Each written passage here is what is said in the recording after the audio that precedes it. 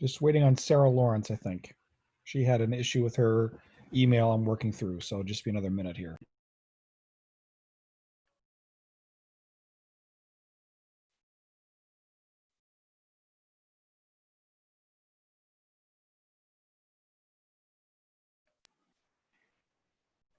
Adam, if you could just check the public attendee list. I knew Peter was having some issues. I sent him the public link. If we want to just go ahead and invite him in. Yeah, I'm doing the same for Sarah actually, and I'm waiting for her to arrive. I don't see either Peter or Sarah so far.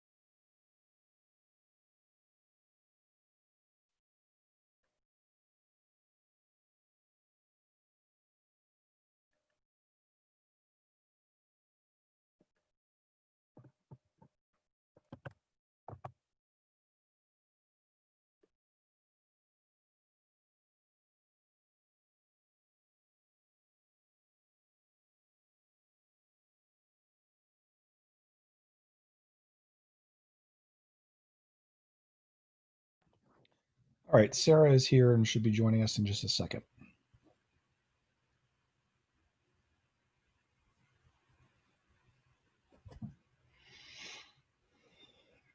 Hi, Sarah. We're all set, and we do have a quorum, it looks like. Thank you. Fun time to have a technical issue. I actually don't have the packet in front of me because I don't have access to my email. So if someone wouldn't mind pulling that up, I mean, I'll call the meeting to order, but I don't have the packet. Yeah, I can speak to the one issue we have, and it's fairly simple. So the board last Monday took a motion to authorize us to petition the Superior Court for a special meeting. The governor signed an executive order that allows for school districts to bypass that need for a special meeting to access our unassigned fund balance from last year by petitioning the DOE directly. And so it's our suggestion that the board, if you're comfortable, amend your motion from last week to allow us to apply to the DOE directly first. And if successful applying to the DOE, we can bypass the need to go through the special meeting process, including the Superior Court petition, the public hearing, deliberative session, ballot voting, all of that. I will share that we are not 100% sure that the DOE will approve our requests. So it's important that we maintain our special meeting motion from the week before, should we not be successful with the DOE. Okay, so it is still up in the air, is what I'm hearing, but we have a chance. We have a chance, and I'm going to speak more about it at the SAU meeting in a few minutes. But it seems more likely than not that will be approved, but it's not a guarantee by any stretch. Okay, so I believe, Mr. O'Keefe, you're the one who made that motion. Would you be willing to amend your motion? Absolutely. Just a quick question for you, though. What is the dollar amount of our total reserve that we are contemplating using here? Michelle, do you have that exact number? I do. The unassigned fund balance is 320,951. The total amount of the current resource list is 293,841. So it would be a little under what the unassigned fund balance. Can you give that number one more time? 280? So the unassigned fund balance is 320,951. Okay. And the resource list is 293,841. Why So such Michelle, why such a huge difference from the last time we spoke? It was at 190 or 180 the last time we spoke. It's a Yes, huge difference. So in the packet was included an updated resource list, which shows a reconciliation from the initial list and this list. Some small items were added. Additionally, benefits for the positions that were included were updated and added to the list. And custodial help was, that one has benefits added as well. so either way, we would have had to significantly amend our motion from last week anyway, based on the dollar amounts you just gave me, correct? Yeah. The types of things that were increased at, let's see, shoe booties were requested late in the game. And so that's the type of an example of an item that was added. It's a small dollar amount, but there were some small tweaks there. The biggest adjustment was for the benefits. Okay. That's a huge adjustment in my opinion. Yeah. But Michelle, please forgive me. I'm going to have to ask you, can you pull it up on the screen? Because we went from 190 to 160 now to 298.41. So it's a pretty significant huge bump jump. that I guess I'm just trying to get my head around here. Yeah.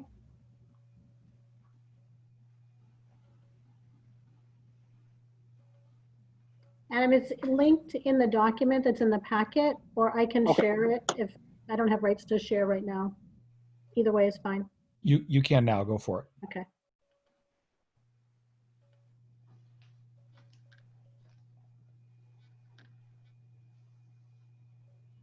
Are you seeing the document that says Mont Vernon Reopening Resources Summary? Yes. Okay. So this column, in column H, lists, I'll start from the top, lists the initial items that were reviewed at the last meeting, and that total 162,074. This document is the updated amount in column F, and that, sorry to be spinning it, 293,841. And then over here in column L is the variance. So I see here, Michelle, you got custodial help, an increase of 40. Oh, you're going too fast, my friend. Yeah, I'm sorry. I'm going to start from the top. So you can see that there are some amounts that were adjusted with new pricing and things of that nature, you know, as more information unfolded on those items. So small adjustments here. And then as I go down here, this is really the adjustment for staffing, which is primarily benefit items. This was an estimate for custodial help. Initially, we were thinking that we would have like temp help, and then that was a full FTE with benefits. So that's a change there. And then this is mostly benefit related. So that's the 143, and then small changes like this was a decrease here on that's on plexiglass, because there were 2 entries for plexiglass, because initially we were going to try to build some of our own dividers, and then that was removed. And outdoor tents, the timing between the initial estimate for the tents and final cost were, there was a change in the pricing on that. I'm happy to scroll up or down. People have questions.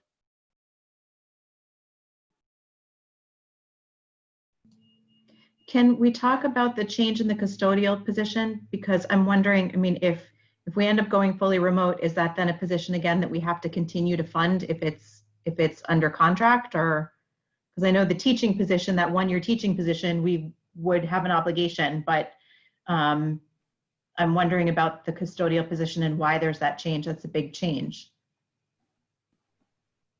And Stephen, I'm sure you've got questions too.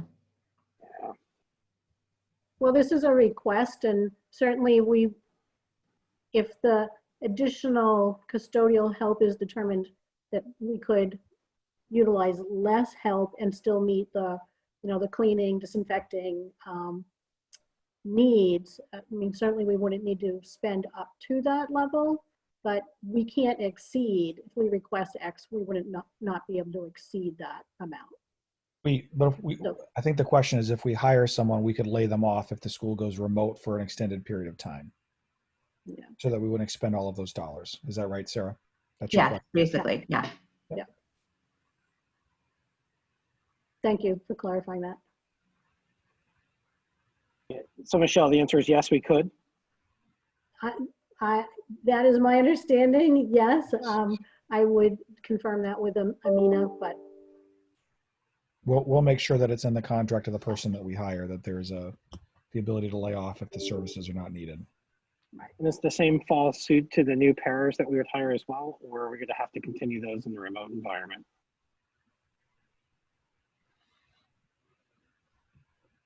I would think we could craft the offer letter to stipulate as the need determines. Yeah, but so I'm sure we can do anything in the letter, but is the need still there? Adam, I don't know if you can address that. So when Kim asked for the additional teacher and the 2 additional pairs, was to go ahead and actually support this dual modality. But at the same time, if we go 100% remote, all of our faculty will then be in a position to offer that type of support. Right. So my understanding is Does the that need change? Yeah, the paraprofessionals that are requested are not for special education purposes. So I would not expect them to be needed if we were fully remote. And so I'll verify that with Kim and let the board know what the answer is. But I believe, just like the custodian, that if we go fully remote, we would not need to fund those positions any longer. Okay. Did the other districts also see a similar jump like this? I mean, frankly, I'm a little, $100,000 is a big amount of money when we're talking about this right here, and I'm a little shocked. We did have some changes with other districts. Initially, I think in particular with the custodians, we were first looking at whether or not we could use volunteers, then we were looking at whether or not we could use temp help. And then as we continued to look at the needs for cleaning and disinfecting, it was determined that full-time positions were really felt to be the best way to approach those needs. Okay. Stephen or Jess, do you have any other questions before I know time is an issue at this moment, so. Yeah. Do we have any other questions? I'm now.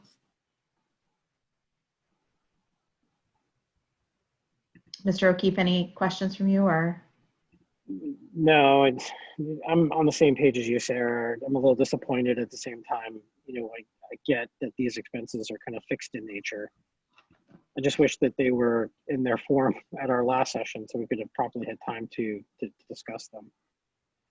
We're in a position now where we're kind of we have to get these folks on board. School starts next week. None of that's something that we can delay any further.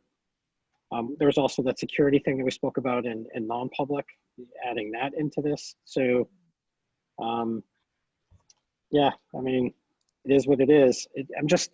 I'm thinking out loud here, Adam. Is there a way that we could potentially, make the full-time teaching position or the pairs below like the 0.7 or 0.8 level?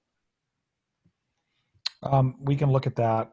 I know where you're going with that. And yes, I can work with Kim tomorrow and try to work on that because that would save some money.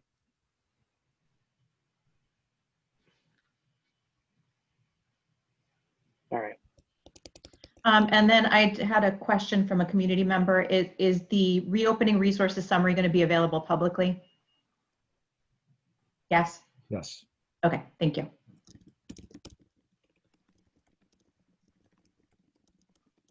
Okay, so I think we're at the point where Yes, so Sarah, I'll go ahead and I'll amend my motion reluctantly to address the new requested amount with a strong emphasis on hoping to reduce that further from this point, working with the school administration to hopefully bring that number down below.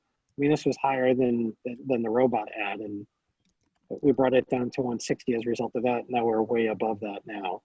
right. The tax base, although I read in the selectmen minutes, they collected a significant amount. I think it was like 95%, according to the selectmen minutes. I hope it doesn't go below that in the December payment. I just knew with my pulse on the community that it's going to be a tough pill to swallow. Agreed. I'm in my motion to take it up to the full. Where's that full dollar amount, Michelle? If you can scroll down to that final number that I need to amend this to.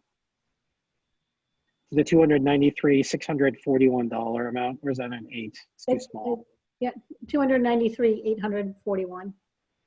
293,841. Yep. And do I have a second?